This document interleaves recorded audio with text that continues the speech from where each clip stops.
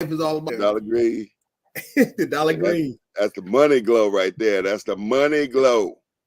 That's So a good money listen, glow. uh, I've really enjoyed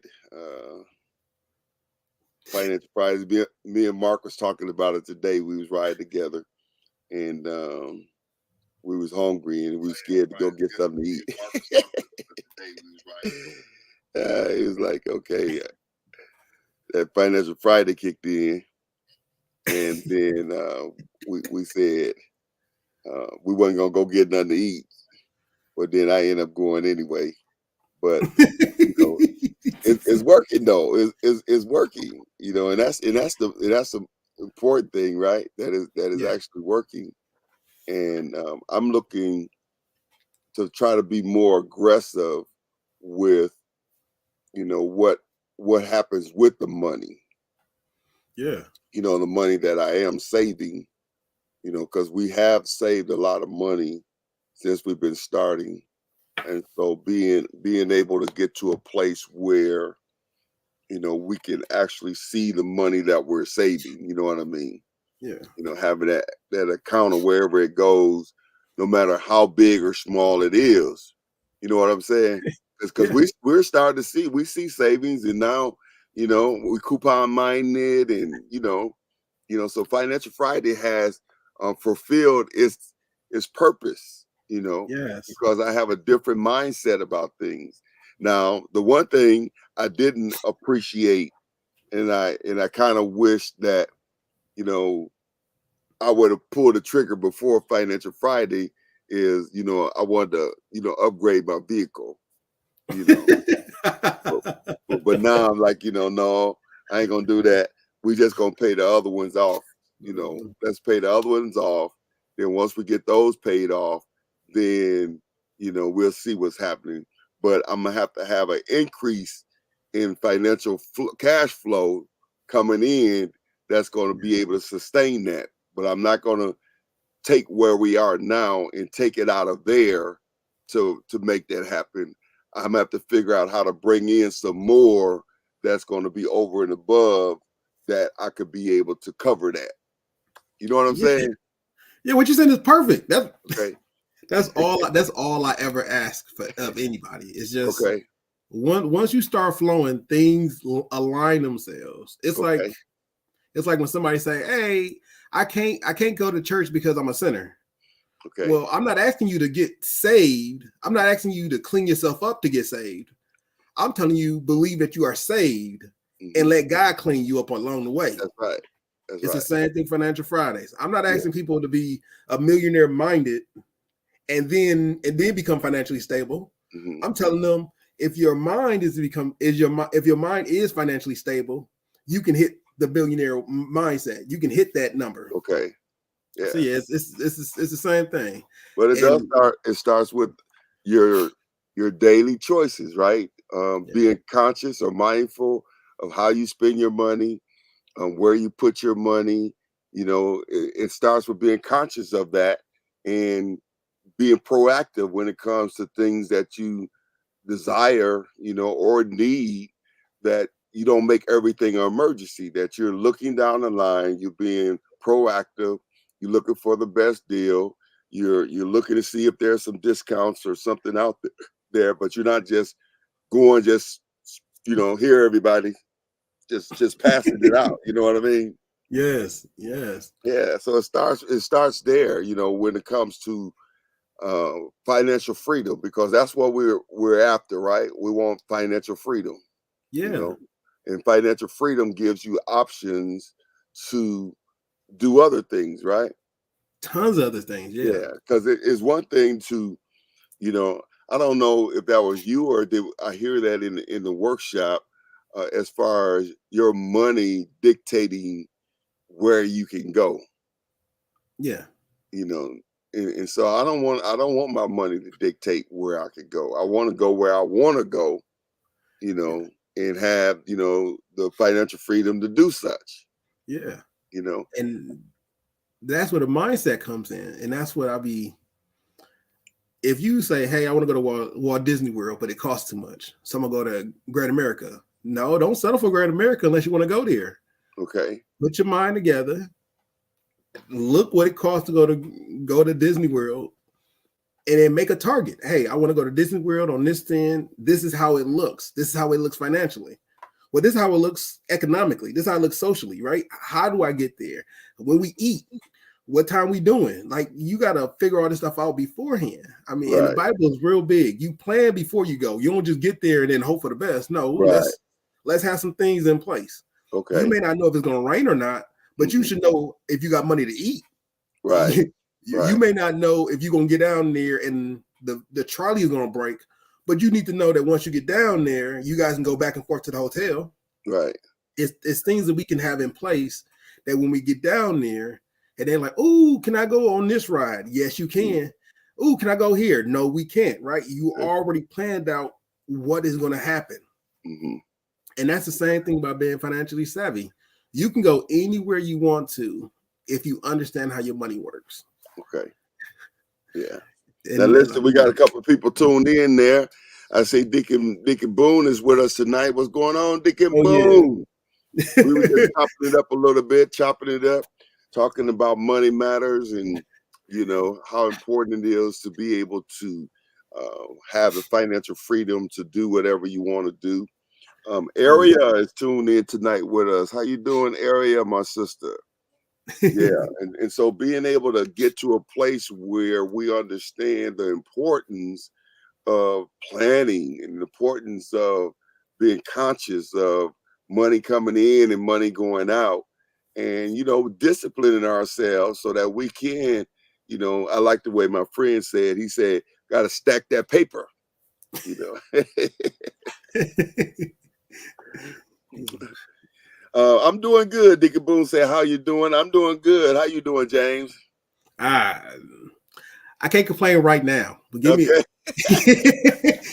me before the call, and I was. You say you can't complain right now. What you plan on complaining later? Me and God got some words for each other. Me and God gonna have some words. No, I am doing well. I'm doing well. Awesome. Well, listen, welcome to another Financial Friday. I am your host, Dr. Anthony D. Burns, and this is my co-host, brother Dr. Sergeant James Jones. Yes, the man with the wisdom when it comes to money. Yeah. And so welcome. See Lady B tuning in.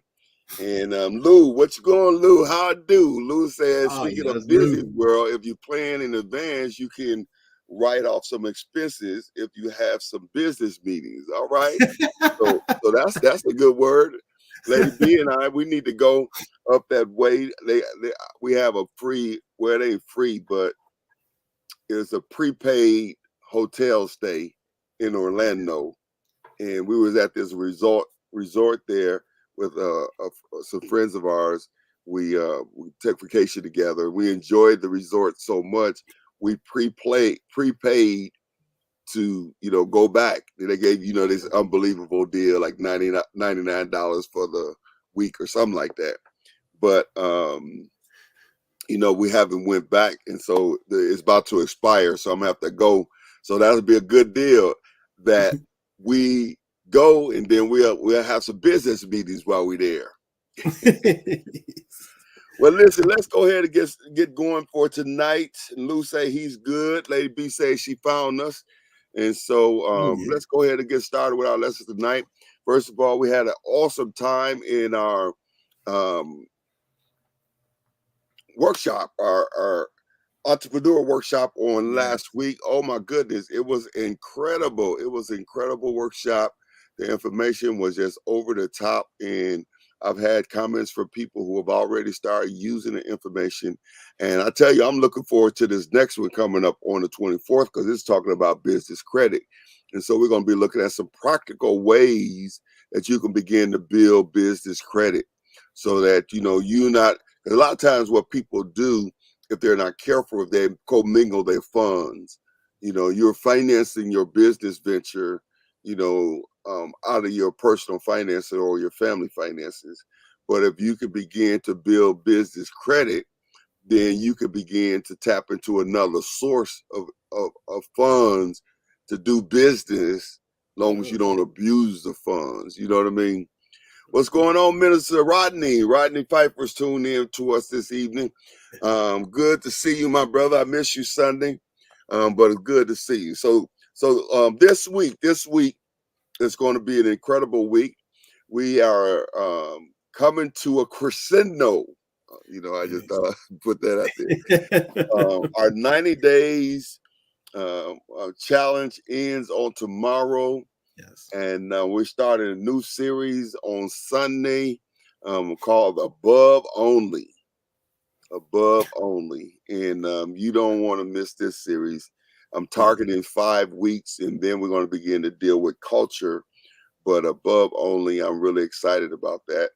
And so I don't know how we're going to accommodate our 90-day challenge. I want a big party on Sunday, but no one planned for it, so that's not going to happen. But Elder is with us. Minister Pfeiffer is with us. All right, come on, James. Talk to me. What we going to go over tonight? What we're going to conclude for tonight, as we've been dealing with a lot of different things. I love the idea of being conscious of what you're doing, look for the patterns, and create a system. And with a system, you can go from being a entrepreneur to being a business owner. Is that the right term? That is correct. Entrepreneur to build business owner. And so I've been seeing that even with the church, and systems are so important, not just to continue to do things without being conscious of what you do and looking for the patterns and creating systems so that you can take your that doesn't take your business to the next level. That take you to the next level. Yes, it does. Right? So tell us where we at now, as we look forward to concluding that whole journey. But that's going to impact me forever. Be mindful of what you're doing, look for the patterns, and create systems. Yes. So we're gonna put a big old stomp into transitioning from an entrepreneur to a business owner. So I'm going to put a really good stomp on that to make sure that we all have a good understanding of what it is and how it works. And then I'm going to move on into what it is to being an investor. An investor is very broad, so I'm going to try to make it more detailed towards everybody so it can impact everybody that's listening now and also in the future. Okay. All right. Now that sounds good, because, my wife and I, we oftentimes talk about investments. And today, Minister Mark and I, we were talking about, we're too smart of a people and even a family to be broke or to be challenged financially, And it's like we need to figure out a way how we can come together in order to invest in something that's going to bring us dividends down the line. And so I'm really excited to hear about the whole idea of transitioning or building this momentum to the place where you are able to understand and invest and get some return on your dividends. Now, I'll just say right up front now, I have some challenges, because I had invested $25,000, and it had sat in this one account for a few years, and then the economic downturn happened, and then I started seeing my money go down, and my investor advisor, he kept telling me to leave it in there, it's gonna come back up, leave it in there, it's gonna come back up. And shoes, man, that thing never did come up. Before you know it, then all of a sudden it just took a big giant hit. And man, I think I might have walked away with it was less than $1,000. And so I've been gun shy ever since then. Now, Lady Barnes, she kind of like to do trading and things like that. But, so anyway, talk to us. I see Minister Mark tuning in. He must have heard me talking about him. What's up, Minister Mark? Thanks for your help today. And then Minister Millicent is also with us tonight. So come on, James, let's roll. Okay, so let me start it off just by saying good evening to all the grinders. Thank you for tuning in to Rise and Thrive. Uh, as he already mentioned, the host, Dr. Anthony D. Burns, and I'm Brother James. Today we'll be talking about investors, which are wealth creators. So the big picture of what we're going to talk about is recapping the business owner, the transition from an entrepreneur to a business owner, how to be an investor, what to invest in, and then what are your next steps. So we always got to start off with the basics. The basics is the three areas. One is an employee, two is an entrepreneur, three is a business owner, and four is being an investor. So when we talk about being an investor, know that you are at the limit of what you can do as an investor. That's where your money is working for you and not you're working for your money. So to recap, this is the transition to business ownership, okay? So when you take the business owner, if you take the entrepreneur, which is a financial inventor, to a business owner, which is a financial system, the biggest things you got to figure out is you will document who is your target audience. So if you have a notebook, write this down. You got to know who you are appealing to. And that needs to be documented so everyone you know that you work with can also understand who your audience is. Document where your business is operating. If you have an internet business or a brick and mortar business, or if you're a brick and mortar but you operate outside the city limits, you must know where your business is operating. Also, document what is your work culture that you're creating. When I say the work culture, I do mean you and everyone around you need to know the culture that they're stepping into. Are they an aggressive culture? Are you a sales team? Are you a marketing team? Are you a banking team? They need to know the culture of the business. Is the business out to only help people? Is it not for profit? Is it for profit but deals with social, economic, or political changes? You got to know the culture that you are creating and document it. Also, document when your business will be operational. So if you're already in business, then you can say it is continuing. However, if you're transitioning from being an entrepreneur to a business owner, document when your business will be operational. Hey, I got a business right now. It's just me by myself, but I'll become a bigger business at this time, and these are the things in which I will be able to do. Also, document how your business does business. Do you do under the table? Do you do just cash? Do you use credit cards? All of these things need to be documented so everybody can be on the same page as you bring more people on. And lastly, document the why you are in business. Because as fun as this can all be, eventually we all will cease. We all will go see our maker. We will go say hi to Jesus and God and have a good time. But your predecessor need to know why the business is in business. That builds up history as well as legacy. If you put together what I told you, know that you're documenting everything that is about your business. And if you do it successfully, you can do most of these things within a 2-minute spiel, just like your 2-minute pitch. If you do it correctly, they will know who you are. I'm James Jones from JLJ Properties. They will know where you are. I serve the people of Milwaukee, Racine, and Chicago areas. They'll know what your culture is. My culture is about creating wealth through all my tenants and owners. They will know how your business does business. We give everyone all the information they need to become financially successful, and they'll know why. I only do this because God told me to, because I want everyone to be successful. If you can do all those things, one more, all 6 of those things in a nice, easy to flow method, whenever you're talking to somebody, you will be able to express and also give them the energy that they need to understand what your business is doing. That's a mouthful, but pretty much know what your business is, know what you're doing, and know why you do it. Now that's very good, James. That's very good because, you know, a lot of times, you know, and I do this myself. I'm at a place now where I'm pumping my brakes to really, because I'm looking for some partners to come alongside me to help me, but I'm not clear on, I wasn't clear on what I wanted to do, what I was trying to do, and I was kind of all over the place.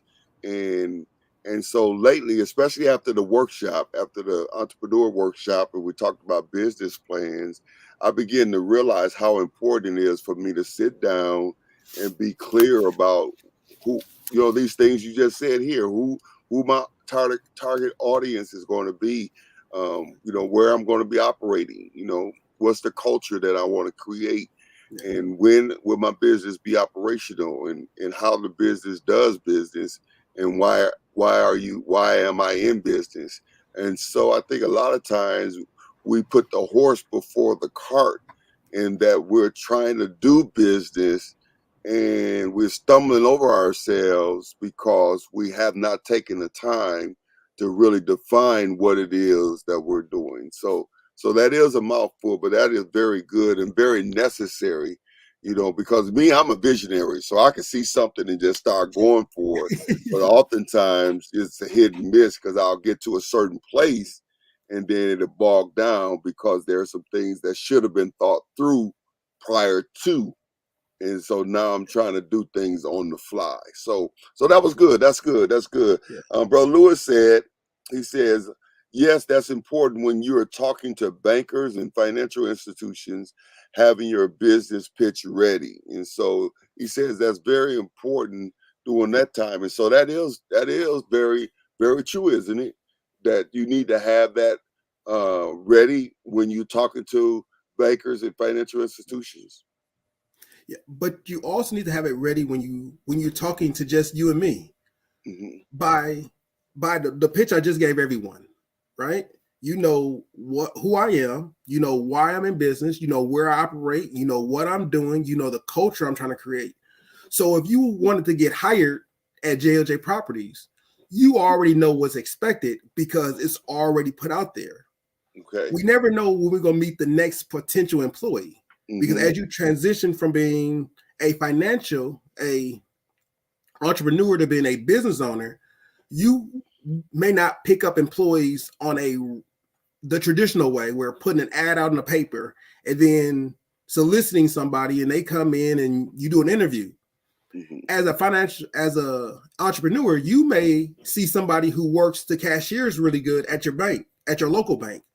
You may see somebody who's really personable and you want to, hey, would this work for you? Because remember, as an entrepreneur, you are the face, the head of the organization. So if you understand this is what you're looking for and this is what you want to attract, those are the people that you are going to approach. And yes, you can still do the interview process. And yes, you can still do on-job sites, use different companies to attract the right employees. But when you are by yourself, you may see the right employee just at another organization. So how do you move that employee to doing or to agree with you? It is by having everything documented. So when that employee decides or wants to have more information, they have it readily available. The other benefit to doing it that way is that when you're not there, and let's say you have a sales team, you don't have to tell them what ethics is. And we can't consider everyone to have common sense. So we must give everything in writing. That will be the reason why somebody may do something unethical. And I will be telling them, hey, that's unethical. But if I don't have it written down, they don't know that that's not how we do business at this company. They're just trying to make a sale. They don't know that lying is wrong. If you document it and say, these are the things that we do, these are the things that we don't do, then they have a clear indicator to say, what I'm about to do is wrong, and I will be reprimanded for it, whether they get the sell or not. Okay. That's why we document.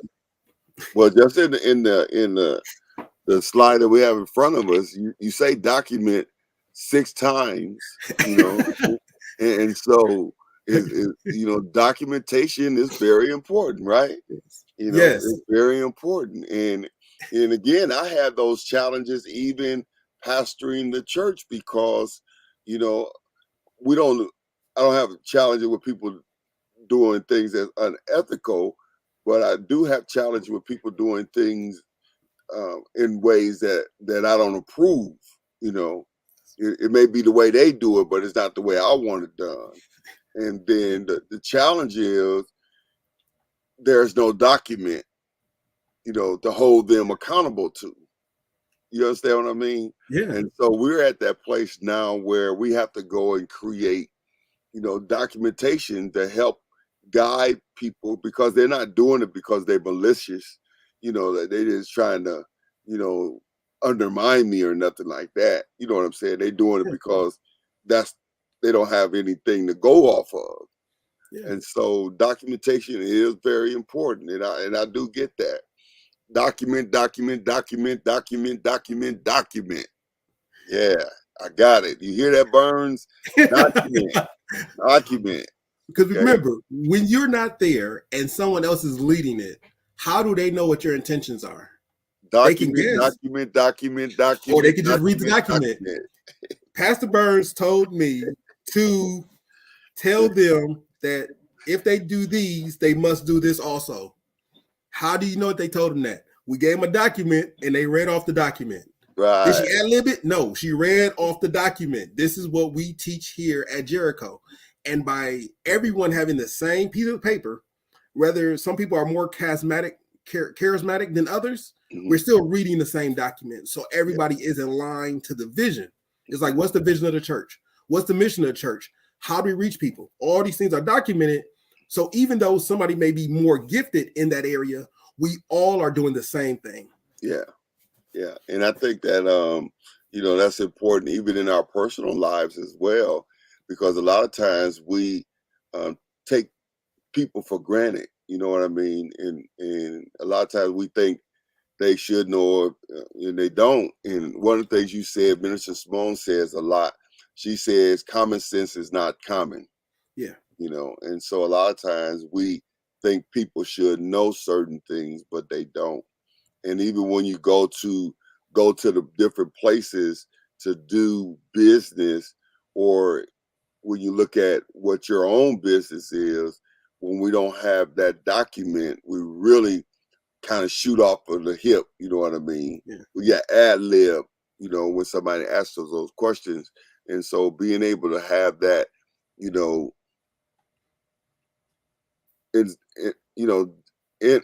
in us, to the degree that no matter where we are, we can just say it. Boom, boom. Just like what you just said. I know you do business in Chicago, Racine to Milwaukee. I know you J&J, you know what I mean? I know you do it because God told you to do it, And so, I heard that, and that like, okay, I got that. Okay, so, all right, let's see what they saying out there. All right. Elder Perry said document, and then Lou, he said say it 6 times. That's right, Louis. Document. All right,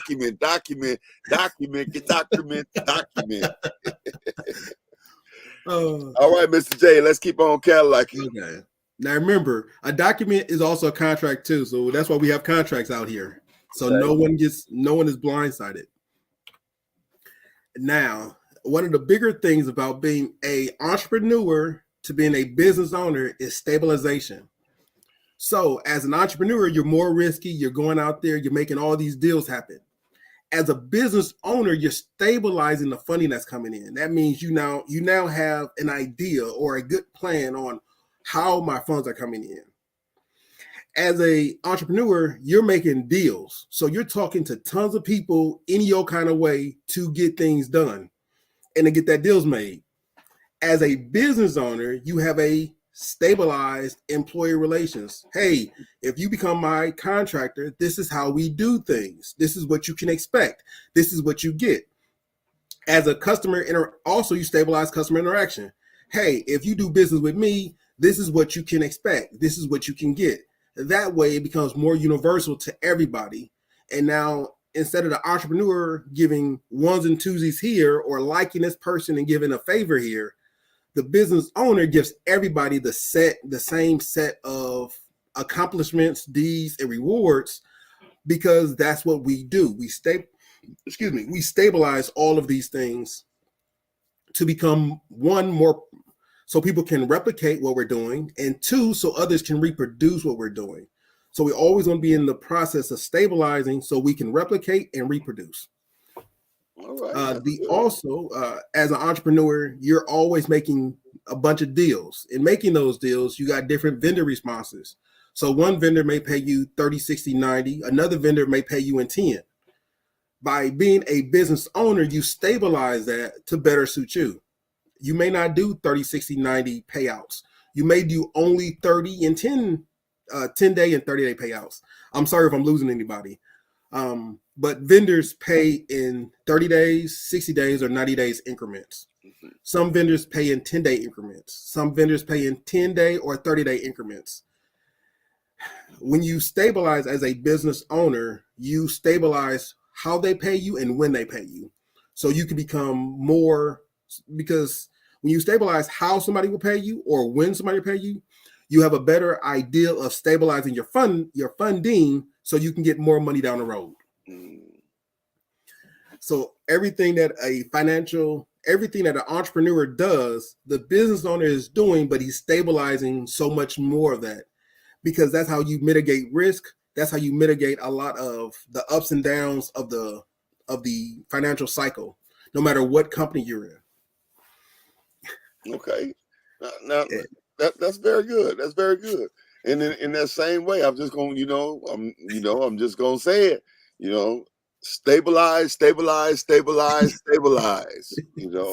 It's important to have stability. And that makes sense to me, though. That makes sense to me. And it also opened up my understanding on the other side, because we have people that do business with us and we do 90-day net, Yeah. And so now I get that. Now, Lewis says you're talking net 30 days or net 60 days, net 90 days for vendors making payments for service or product you provide. Yeah. Yes. Yeah, all right. And that's for everyone. So everyone, what he just said is accurate. It depends on who you're dealing with. Some people actually do take 3 months to pay. If you're dealing with the military, they may take a little longer, but they do pay fully. Some people pay 60, some people pay 30. And that's where the business owner solidifies how we will do that. So now you're documenting how we collect that money and how long we allow people to not pay. Okay, all right.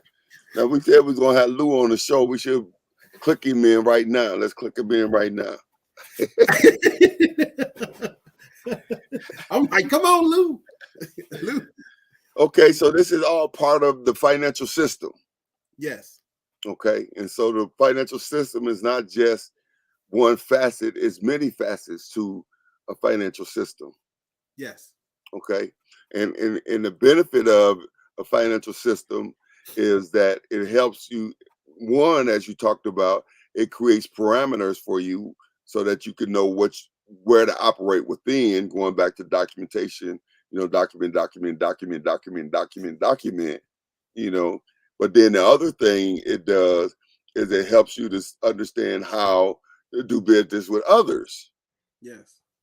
Because when you talk about the relations and you talk about the vendors and the customers interaction, then it's not, or even funding for that matter, is not just internal. You have external things also that come into play, and your financial system can cover all of those documents. When you talk about how we do business and everything like that, your financial system encompass all of that. Yes. All right. Okay. All right. I'm getting there. All right. Okay, let's go a little further. All right. Now we just got questions. Anybody got any open questions about a financial system? We was going to get Lewis in there. He said he didn't shave today, so we can't pull him in today. Oh man, come on, Lou. But so while we talk about it, I want to tell everybody, remember, common sense is not common. So even though I have contractors that I have done business with, I still hold contracts. I still pull out documentation because they may not know. And even though they may have the best intentions, their best intentions, like Pastor said, may not be in line with my intentions. Okay. So we always want to make sure everything is being documented. Okay. And as a business owner, what you want to make sure is it documented universally. So as you talk to one vendor, two vendor, three contractors, they're all getting the same information and they're all getting the same expectation. That way you alleviate any discrepancies, any it's a word for biases, or you can eliminate a lot more of your it's like he say, she say type of things. Yeah. If everybody is given the same information and held to the same standard, and they're provided the same documentation each and every time. So whether they do 3 jobs for you or they do 19, whether they do 1 or they new or they old, everybody is given the same information universally. By doing that, you reduce a lot of headache that you may run into. Okay. Okay. And I can see that, because it can be very frustrating when, there's miscommunication, or, when trying to, negotiate and you're not on the same page. And so I can get that. So do we have any questions? Do we have any questions out there in the chat? Let me look over in my chat here. Any questions? Any questions? Well, I don't see any questions in the chat, so we can keep on Cadillacing. Okay. If we don't have any questions, I just want to let everybody know it is okay to be in disagreement with somebody else's document. If somebody presents something to you and you are not in agreement, it's okay to say, no, I'm not in agreement, because that's how business is done. You got your standard, somebody else has their standard, and now we talk. And in that talking, that's how we complement each other, and we can get our job done. Okay. I taught for years about conflict, and I teach that conflict is not a bad thing. Conflict is 2 different ideas trying to occupy the same space. So then it becomes a matter of management. It's how you manage that conflict. And so if you're dealing with someone and they're in disagreement with you, it's okay. And I have that in my negotiation book. I'll have one to show you right now. In the negotiation book, how important it is that you understand what it is that they want, and you understand what you want. And it's not just you getting everything that you want. You have to be willing to give them something that they want and find that medium. And then, even though you may not be buy-in fully with what they're asking, you can get a buy-in enough that you can move forward. Yes. Yeah. And that's in my negotiation book. Do I have one right here? Nope. There you go. There you go. There you go. Yeah. Yes. Yes. Okay. Well, let's keep on going. I knew I had to close by. I'm like, I know I had this book. I know I got the book. I'll be reading it. That's a good book. Now to get back to investors. So investors are typically wealth creators. So we're going to talk about investment as being a wealth creation. Okay. So the first question somebody came up with was how to be an investor. So let me just tell you, the definition for an investor is a person or organization that puts money into financial plans, property, etc., with the expectation of achieving a profit. Now, I want to make sure we focus on the word expectation. Okay. It doesn't mean you will get one. It means you're putting them in the right vehicle that you're expecting to receive a profit. So if you don't receive a profit, that just means you might have put it inside a bad vehicle. You laughing at me? You're still an investor. So one thing that came up is who could be an investor? Well, anybody can. Anybody at any point in time can be an investor. And the good part is I'll go over what you can invest in, but you can invest in almost anything. Anything you think about, you can invest in. Almost. And then there's multiple ways to invest. So you can be an investor in commodities, investor in boats. You can invest in collectibles like Michael Jordan shoes or famous artworks. Even though, on a side note, I just saw the news where somebody spent $8 million on some Jordan shoes. There's a couple different pair of Jordan shoes. I think there was ones that he wore in the game or something. But when you say collectibles, I thought about that $8 million. You know, they must have a whole lot of money to be able to spend $8 million on some. If I had $8 million to spend on a shoe, trust me, I'll be okay. You want a shoe? How much it cost? $10 million. I get that yesterday. I'll just put it in the back. I'll wear those tomorrow. I mean, that's a lot of money to be able to spend on a shoe. Yeah. However, I can almost guarantee it when a person who was like, I don't know what I'm going to eat tomorrow. It probably was a person who was financially well off, and a shoe does not mean anything. That shoe, he probably got 10 pairs of that same shoe in his closet, and that's the one that he wore, Michael Jordan wore, and he was like, I like that one. So if you have it, and you have it to do it, do what you feel comfortable doing. Yeah. So, Dickie Boone said he must have saw that same news report. He said the shoes from all 6 of his championships. Oh. So they got. I got that. Tell that man I give him $8 million in one.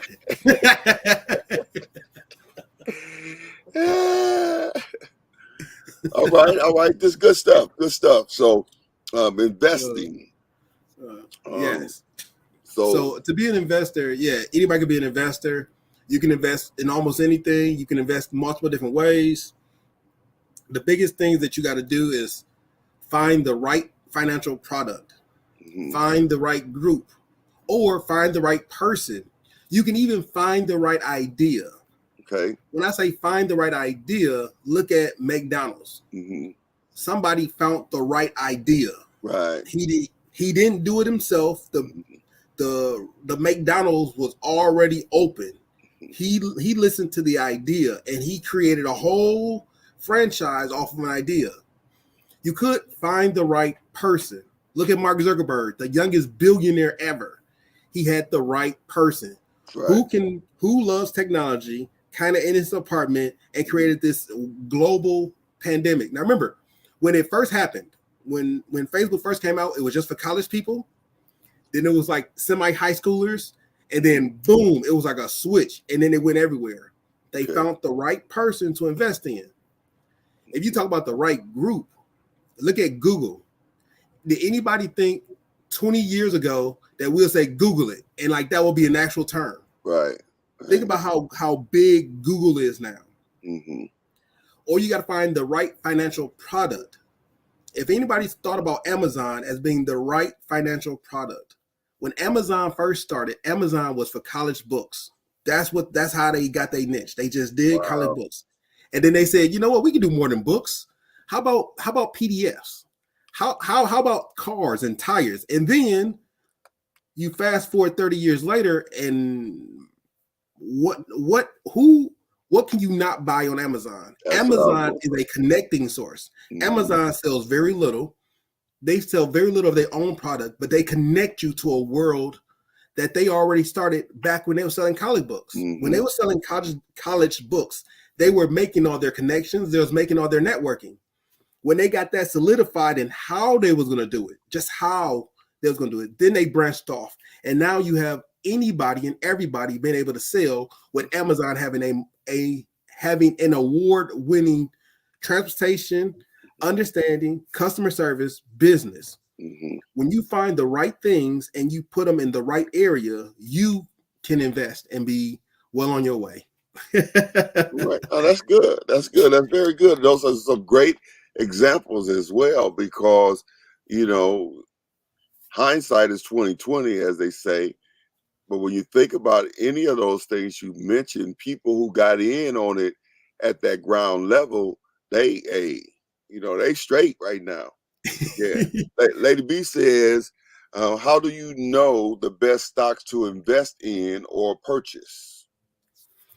Now, a guy that I know, well, I don't know him personally. I read a bunch of his books. Mhm. His name is William. Oh, his name is, I'm gonna say Bill Buffett, but it's William Buffett. So a guy named William Buffett took a bunch of kids and they outdid everybody. Well, not outdid. They had a test. So Buffett came up with a test and said, kids are the best indicators of what they would like to buy.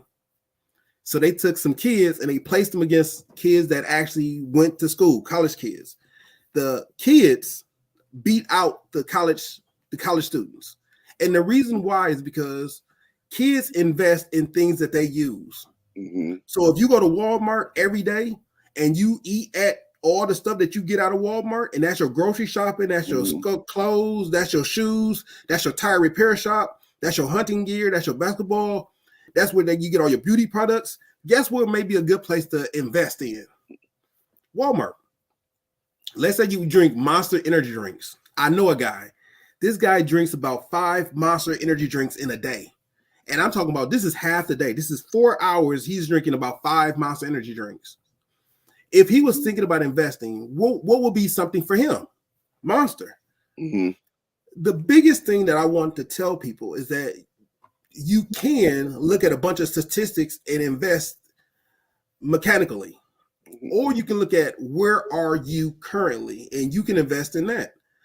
I like investing in other small businesses or people that have good ideas, because you don't know what's going to be the next Mark Zuckerberg. You don't know what's going to be the next Amazon. You don't know those things. But if you put your money behind people who have similar ideas, or if you put your money in places that you also spend your own money on a regular basis, you know that those ventures can still net you a positive income, even if it doesn't net you $1 million in the next 2 weeks. Okay. Now, Mr. Pfeiffer said, looking for something or someone to invest in. I highly recommend Party Girl MKE, Pfeiffer Business Solutions, or Motor Diala Rucci. Hey, that's nice. Plug yourself. Plug. Lewis said that Coca-Cola is a good stock. Yeah. What's your thoughts on Coca-Cola? I don't want to have that Oprah Winfrey moment and say, I don't drink. You shouldn't drink soda. I shouldn't say that. But somebody do though. So if you drink Coke, actually, to be honest with you, I think I should invest in Coke. I drink Sprite. I drink Sprite when I get home. Well, Sprite it's a really refreshing drink. Yeah. So if you like Sprite, invest in Coca-Cola. Yeah. Deacon Boone said he should invest in EKG, drinking all those energy drinks. Yes. He should invest in the EKG with a heart machine. Okay, all right. You can invest in medical equipment. When the bicycle came out, and then they came out, oh, it's a nice bicycle. Let's put a motor on it, right? Then it became from a bicycle to a motorcycle. Did you know that some motorcycle companies actually start investing in their own insurance program? Just to make sure. I'm finna put you on this 2-wheel rocket that can go 0 to 100 in 4 seconds. Yeah. You know what that company is? A company. I can't say the name because I don't want anybody to say Jones told me. But what the company did is they sold motorcycles, and they also had all the rights to the insurance of the life insurance, the sales of the motorcycles in that insurance field. Wow. So they sold you the motorcycle that could kill you. Then they sold you on the insurance that they take part in case you hurt yourself. It was I'm pretty sure it's still going on today. But what do you do as a company? What do you do as an employee? What do you do as a person? Is the best way to do it the best way I can think of is to buy things that you utilize. Okay. And I've heard that multiple times in some other circles as well. Lewis says also look for stable long-term stock that pay a dividend. And so, what's considered a long-term stock? You What typically call them blue chip stocks, are what typically you call considered them? long term. So Say it again. the title is blue chip. Okay. So a blue chip stock is a stock that's been in business for a long time, and it normally produces a good return. Okay. Now, do you have to have a special account for those to buy stock? Or you just go look up Coca-Cola and just go buy what you could afford, or Well, I shouldn't be saying this, but let me just tell you the truth. The truth is anybody can buy stocks at any point in time. Now, Okay. there's certain apps, there's certain programs that you can buy, right? Tons. There's also different organizations that you can utilize to buy stuff. So, like, I remember, we're not trying to say these names, but there are some financial institutions that are out there that you can utilize those financial institutions to actually buy stock. So how do you research that to know which one? Lewis says blue chips, large corporations. That's what he's speaking of. So how can you research to know what what you're doing? Lewis said you can use Ameritrade, Robinhood. You hear that, Lady B? You can Robinhood, etc. to buy stocks or mutual funds. And then once you buy stocks, you have to sit on them and look at them every day to make sure they're going in the right direction? No, you could buy stocks today, sell tomorrow, and bring it back. You can do whatever you want with the stock. So when I buy my stocks, how often do I? It ain't a set it and forget it, is it? I buy it and then I just walk away. I don't advise doing that on stocks, but some people have done that. So I'm saying, how do you watch your stocks? So you go buy your stocks, then should you look at them every day, or what do you do? It depends on how into the market you would like to be. Like the ones in which he showed you, like Ameritrade and Robinhood, you can easily go in every single minute and make changes. Okay. Now I don't know about Ameritrade. The company that I use, they don't charge fees. So it's actually right here in Milwaukee. So you can go right there and they come up with a magazine and everything. So what you under legal obligations not to say nothing? No. It's Charles Schwab. So I've been with them for about like years. I can't tell you when I first started. When I first got an account with them, they have a system that you set up, and then you go online. They put you right over into the stocks, and you can make your changes there without any problems. Well, see, I was with Morgan Stanley, and that's where I lost all that money. No, I just didn't want anybody to be like, I went to Charles Schwab and they told me that I couldn't get an account. I'm like, I don't know what to tell you. I know that Charles Schwab. Yeah, I mean, things happen like that all the time. I mean, we can't help that, but it's still for those who can. It's always something somewhere, depending on the different conditions of a person, whether it's financial, whether it's credit or whatever. So, we can't do nothing with that. Lewis said it could be set and forget depending on your financial plan: conservative, income growth, aggressive. All right. So now, he's not talking about necessarily. Remember, stocks is like you're putting inside one single entity. So I'll talk more about that as we get on. All right. Minister Pfeiffer says, I agree. We have stock in companies we use regularly, like Starbucks, Visa, DoorDash, Amazon for starters. You can even purchase stock using Cash App, Acorn is it? Robinhood and Mobley. Now I did purchase a couple of different stocks through my Cash App, and I got some Apple stock, but they don't do nothing. I don't know if I ain't got enough stock, but it go up, small, and come down, go up. Yeah. And you know. See, All I'm a right, let's keep Walmart guy on. myself. You say what? I'm a Walmart guy myself. Okay. Whenever the economy tanks, look at Walmart. They always go up. Okay. They're very easy for me. So You hear that, Lady B? Walmart. I do Walmart and real estate. Those are my two investments. All right. Oh, and let's people. Let's go down a little further. Let's go down a little further. Oh, wait a minute. We got another question. It says, so the stocks I purchased, I gained $223 from Amazon and only $38 with Google. Why such a low dividend from Google? I'm not. I wouldn't be able to answer that question. It could be because you're reinvesting some of it, or they just didn't have a good week or month, depending on their dividends. Okay. And we'll talk later. Yeah. So let me explain. Like when you get dividends, it's over the course of time. So if you start at $23 and you go up to $30 and then you go down to 26 and then you go back up to 50 and then you close out your dividend week at 24, the difference from 23 to 24 is only $1. Okay. So even though you did all that spiking, you ended at the $1 more. So it's not like you getting a whole lot out of that. Okay. But that's how stocks work. That's just all right.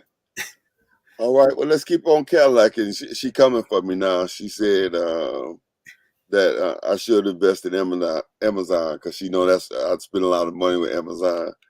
And Mr. Mark says his Amazon don't do anything. It just sits there. So Lady B, she got something going on there.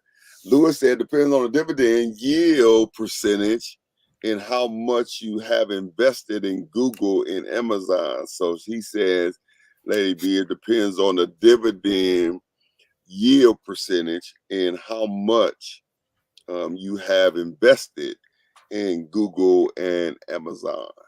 All right. We got some investors out there. Yeah.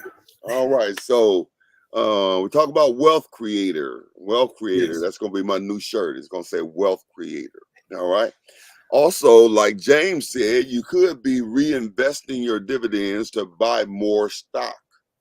Reinvesting your dividends to buy more stocks. You talked a little bit about that, James.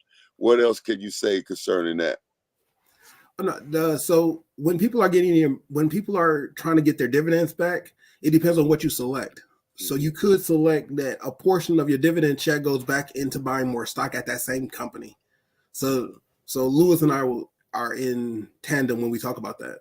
Okay. All right. Very good. So instead of like, let's say you're at a company right now and the company is going up in inches, but you're not getting any money back, but you are increasing. That's because instead of dividends, they just give you more and more stocks. Okay. All right. Okay. Good. Okay. Good stuff. Yeah. All right. Wealth creators. Let's talk a little bit more about who to invest in. So when I say you can invest in almost anything, I do mean that. When I say what to invest in, the pool is large. Remember, everything we just talked about now was just stocks. We just talked about what stocks we invested in. But remember, bonds is a way to invest. They're fixed interest with debt securities with different companies. So you get a bond. A mutual fund is a collective. So when Minister Pfeiffer was talking about all the stuff that they invest in, if she was to do that as a professional investor, that would be called a mutual fund. Many items inside of a pool that she's utilizing. So doing it by herself is the same as holding a mutual fund. Now, this is really big for me. Education and personal development. This is you investing in another person. So let's say if a person was to come from overseas or like a member of a community. This is often true when you have a big family, but they want to send one of the siblings want to go to college. So the family pulls their money together and they send the member off to college or the best one off to college. That is, what are you investing in? I'm investing in this one person to go to college to pull all their resources, and then they come back with more education. You often see this in some African countries when they send their son or daughter over here to go to college. They're pulling their resources to send somebody here, so that person is the investable product. That person graduates from college, goes back home, and then shares that wisdom with the community that they came from. Mm-hmm. The one I like the most is real estate. I don't know how I became in the middle, but it's real estate. Real estate is something that I invest heavily in. I think real estate, I think owning land is a lot more easier to maintain and to hold, but anybody can invest in anything. I like real estate. Underneath that is the second thing that I do believe that we should be investing in is commodities. There's not going to produce enough land, and it's only so much gold, silver, and oil that will be produced on this world. So I do invest in gold and silver as well. So now, when you talk about gold and silver, you know, how do you invest in that? You talk about coins, jewelry. You talking about bricks of gold or silver, or you know? If I could afford a couple bricks of gold, I probably would get it. But typically, you can buy gold coins. You can buy silver coins. I believe the year of silver coins are like 1905, and that was a pure silver coin that people buy now. Even myself.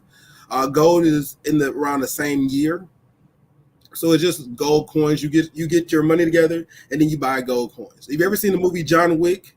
When he opened up the suitcase and he grabbed all those gold coins, it's because gold always holds its value throughout many cities and countries. Okay. Gold has very seldomly lost value. Now, is there a certain company that you use for that? No, you can. They got it's like a little website. They got a little booklet. So if you pick up this is gonna sound crazy, but if you pick up a weapons magazine, and at the back of it, they tell you the gold and silver coins that you can buy. Okay. So I typically buy those. Okay. You have gold collectors. I don't know any out here in Milwaukee, but they do have some in Chicago that you can buy small gold coins or silver coins. Okay. Gold coins are very expensive though. So let me put a caveat.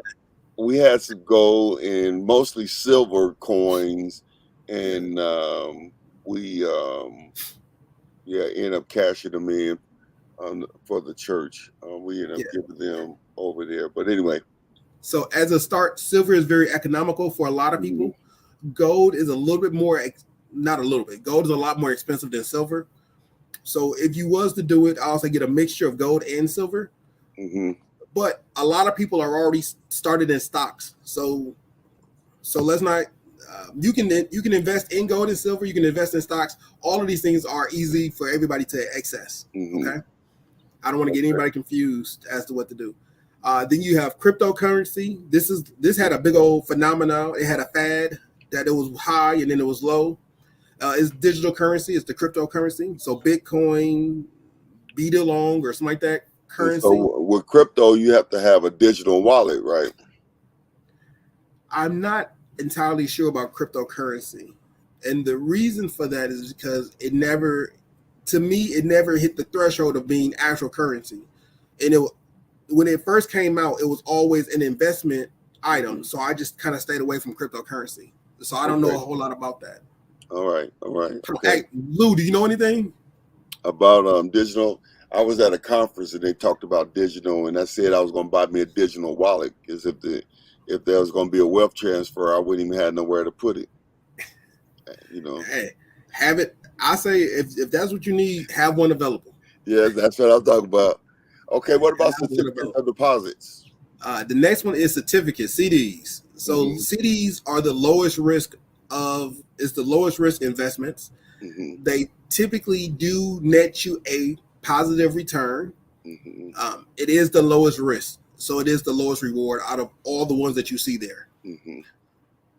Okay, all right. The next one is peer-to-peer lending. That's what I was talking about when we was talking about education or peer-to-peer. So let's say you have somebody who wants to be in business.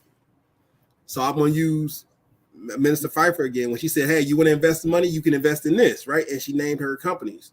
That's peer-to-peer lending. It allows individuals or groups to invest in a certain organization and for that organization to thrive and then have a kickback to pay off those people. Okay. If anybody ever went to a Grant Cardone business summit or his sessions, he does that. He is very big on, I'm buying this product, this asset, if you invest in me, then you will get a return off of it. He's very big on peer-to-peer lending. And the reason for that is because you know him, he knows you. It's more personable that way. So he's really big on that. Okay. Not anything wrong with it. It's just one way that we can invest. Okay. Now, Lou said cryptocurrency, there will probably be a few that make it and the rest will fall off. I think Bitcoin and that right there, what you call it? Ethereum will be the ones to stay. Okay. So when they fall off, that means if somebody got money invested in those other ones, they lose their digital money? Yes. Oh, well, see, I ain't trying to do that. The problem that Bitcoin, Dogecoin, and the other ones had is that without having major people investing in when I say major, I mean like if gold is not backing you and silver is not backing you or an army is not backing you, it's hard to sustain yourself, even though it's digital. Because at the end of the day, what holds two major powers away from each other is either political or is an army. Okay. So without those things, digital currency, although it may seem tangible, is not as tangible right now. Okay, all right. Mr. Mark wanted to know that peer-to-peer lending is peer-to-peer lending good, and can you lose on that as well as lose on the others? Yes. The only one that does not have a high probability of losing is CDs. Everything else you invest in, it does have a probability of losing that is comparable to your success rate. If I was to take stocks, right? Stocks, you can double 2,000-3,000%. You can also lose 2,000-3,000%. In peer-to-peer, crypto doesn't have a value. And when you do peer-to-peer lending, remember, you're investing in a person or their idea. It's not necessarily, you're not setting yourself up to lose or to win. But if you find somebody that is doing good and they have a product and they say, hey guys, I am doing this. If you come in here, I'm doing X, you're doing Y. We're going to build a business and I'm going to pay you out as it goes. You're doing that with the anticipation that you're going to receive a profit. You can lose. You can also win. That's why we are called investments. It's because you're taking the risk. Remember when I said the goal in this is not, it is to win. Your goal is to play, not to lose. Your goal is not to lose. Let me make sure I said this correctly. As you play the game called Investor, remember, it's a wealth creator. So it's a wealth creator for you and the person you're investing in or the thing you're investing in. So the goal of investing is you are playing to win. You are not playing not to lose. I'm saying that because if you want or find somebody to invest in, they want to win and you want to win. So you want to invest to win. They may lose. You may lose. But the ideal is you find the right product, you invest at the right time, and you get the right results. Okay. So I do want to let you know that yes, you can lose, but you can also win. And that's why you're investing. Do your homework. Make sure who you're investing in is good stock. Remember, Walmart can lose. Amazon can lose. Apple can lose. Even though these are big names, they can lose. They can take a hit, but they can also win, and they can win big. The same thing goes with stocks. You can buy a row of penny stocks. They can win, but they can also lose. So all of these things you must take into account before investing in somebody. Okay. All right. Now, Lou says that the CD rates are pretty good right now. He says that they're about 5%. And he also said diversity is the key to investing. So you don't put all of your eggs in one basket, and so you kind of spread them all around in order to make sure that, if you do end up losing on one, you don't lose them all. So, See, me and Lou gonna have to talk, man. Lou know what he be. he be holding back. He be holding back. Yeah, man. If I ever get sick, Lou, I want you here. All right, we got about 10, 15 minutes left. Okay. And so let's go a little further here. It said, Okay. Lou said, what are your thoughts on gold and silver ETFs? Yes.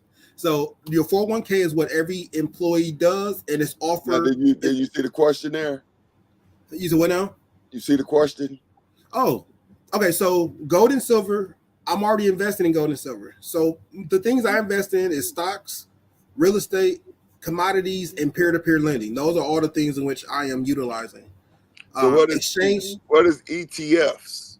That's exchange traded funds. They are like mutual funds.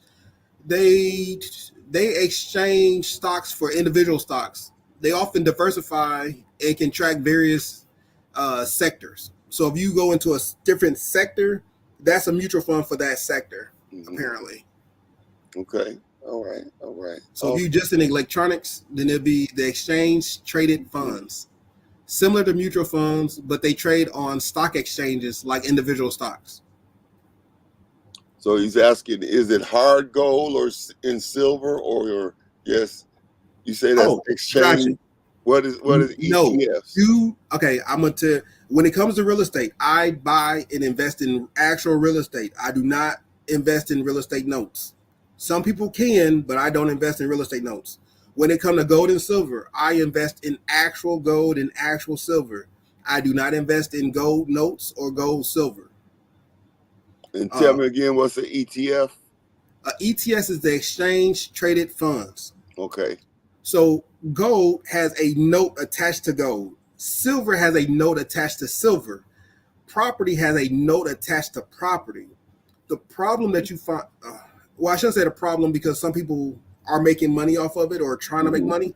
The problem that I see is that I don't have gold. I just have a note saying that I have gold. So I'd rather have gold personally. If you get a silver note, is a piece of paper that says you have silver.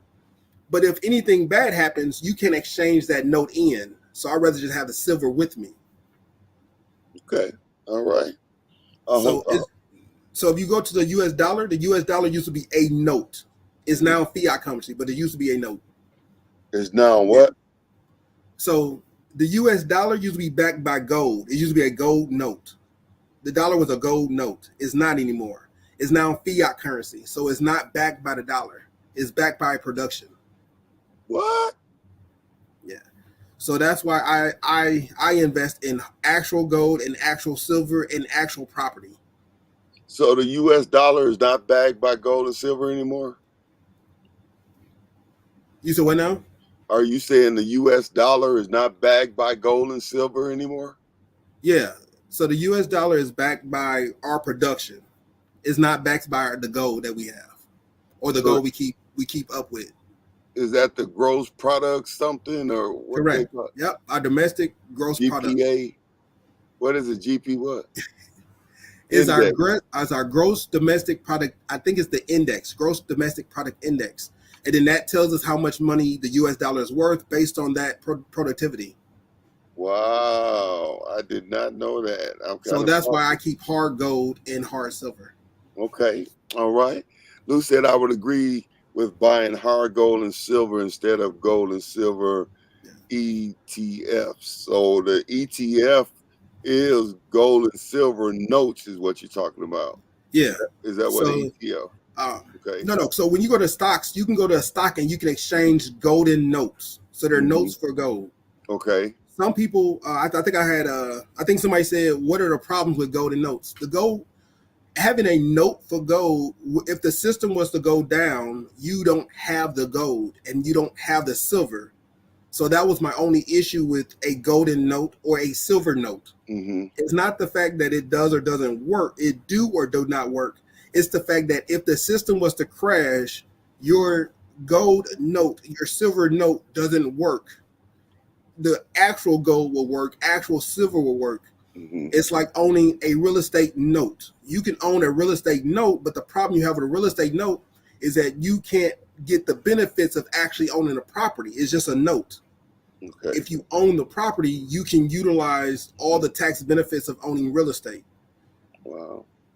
Well, and Lou say that's been since 1971. Where have I been? Well, listen, we are almost out of time here. How can we kind of conclude for tonight, James? What we got? Okay. So this is the next step. Once you become an investor, your next step is to become an employee again. Be a super employee. Learn your own system. Because just because you're an investor, learn your system. Be a better you at your own system. That way you can help other people.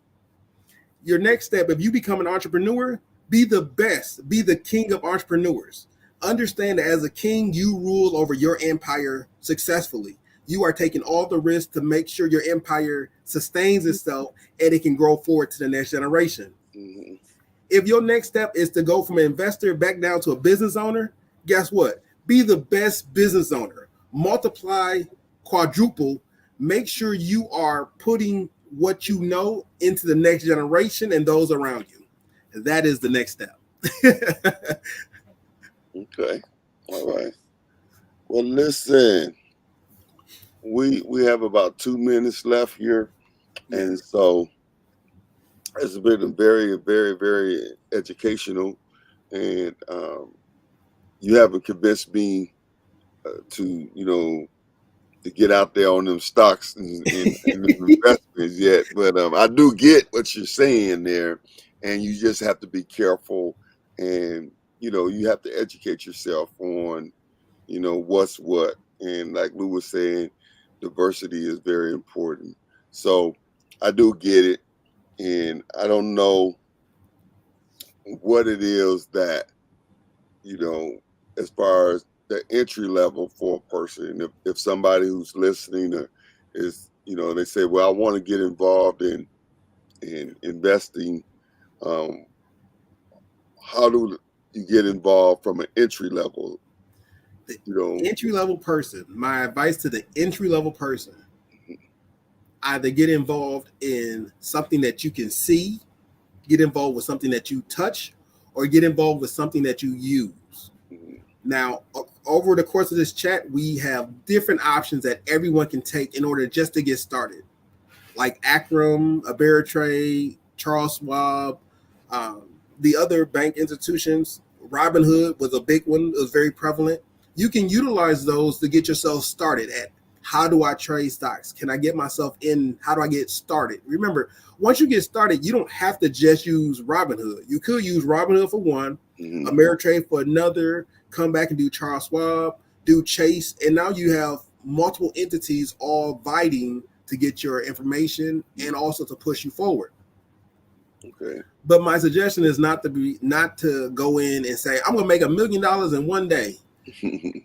You could, but the biggest thing that everyone must realize is that wealth is a sustained thing, not something that is quick and flashing. Yeah. And that's important to know that too, because a lot of times that's the mindset. They think it's a quick type of thing, but it's not. It's one of those things that it's like growing. Growth doesn't always happen. There's growth spurts, and then it can seem like there's nothing going on. But that's it, Lou. Slow and steady, grow over time. Yeah, slow and steady, growing over time. Do what you. The pyramids was not built in a day. The Ark wasn't built in a day. All right. Well, listen, we are out of time. It's been, man, these days. Somebody said years go slow, but days. No, they say days go slow, but years go fast, or something like that.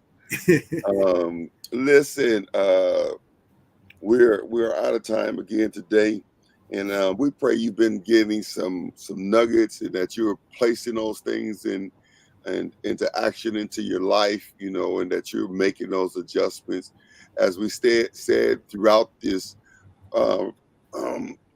Financial Fridays, it's little adjustments. It's little adjustments. It's little adjustments. You know, it's not taking gigantic steps.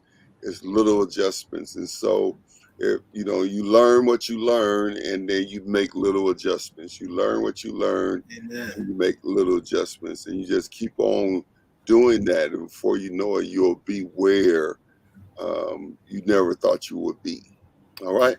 Now, I asked Lady B to put in the chat her a link to.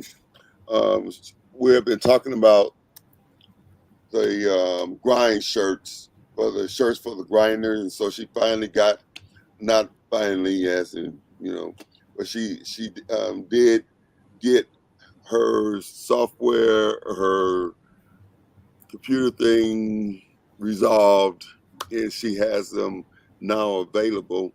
And so you could go on Now You're Talking, or no, that's nowyt.com. Yes. And let me see. So I just went on there. Now, Lady B, can't you just give them a link directly to where you're talking about, so that they don't have to shop through there? Because I'm on there now and I'm looking for them. So Lady B, if you just go to your, wherever the page is that have the grinder shirts, and just put that link in there, that would be great. All right. So what's your closing comments, Brother James? So just so everybody understand, I want you to invest. I want you to get to the point of investing, and it doesn't matter what you invest in. Remember, I'm one person. Whether you like the real estate or you don't like real estate, that's okay. Whether you like gold or not like gold, or you like stocks and you don't like bonds, you like money markets, you don't like mutual funds, all of those things are great.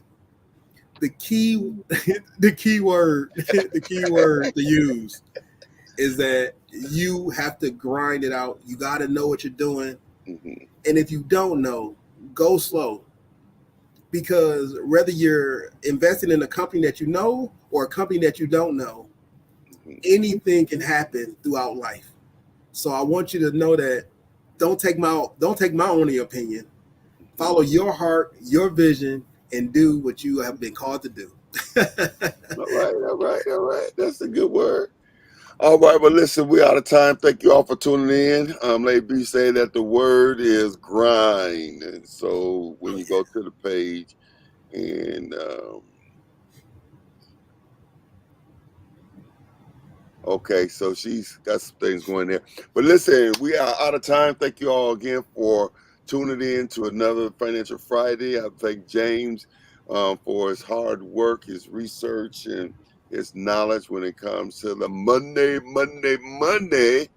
And so we pray that you are starting to see things in your own life change and increase, and you're beginning to be more mindful of how you spend your money, where your money comes from, where your money goes, and that you have begun some plan to start stacking that paper. And so remember what we said is important, not just to listen, but you have to also learn. And once you listen and you learn, then it's time to grow. And so we pray that you will be better because you have been involved with Financial Fridays. So we look forward to seeing you again on next week, Financial Fridays. We got a couple comments going on there. Thanks, gentlemen. I'm looking forward to you guys on CNBC Money Channel. All right. We receive. Lady B say, thanks, Brother James, YKM Jones. All right. We out of here. Peace.